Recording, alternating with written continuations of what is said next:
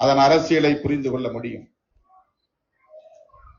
ஒரு சாதி சங்கத்தை உருவாக்கி அதன் அடிப்படையில் வெளிச்சத்திற்கு வந்து பிறகு சாதி சங்கத்தோடு ஒரு அரசியல் கட்சியையும் உருவாக்கி ஒரே நேரத்தில் சாதி சங்க கொடியையும் அரசியல் கட்சி கொடியையும் ஏற்றுகிற அந்த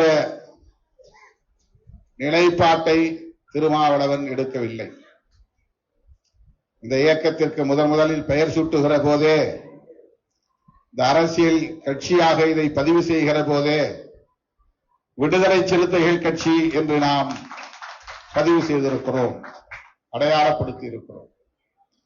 விடுதலை சிறுத்தைகள் என்கிற இந்த இரண்டு சொற்றொடர்களில் எந்த சாதி அடையாளமும் கிடையாது. அல்லது தொடக்கத்திலே நான் ஒரு சாதி சங்கம் வைத்து நடத்தி அந்த சாதி சங்க அடையாளத்தை மறைப்பதற்காக உருவாக்கப்பட்ட அரசியல் கட்சியும் அல்ல இது.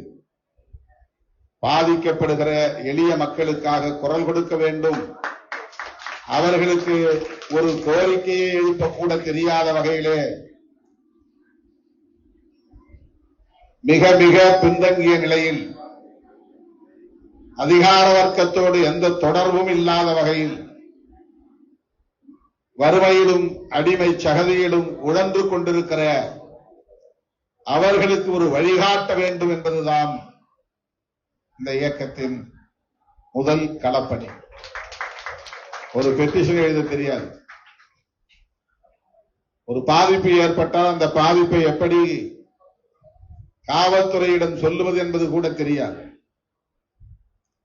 காவல்துறைக்கு செல்வதற்கு கூட துணிச்சல் வராது.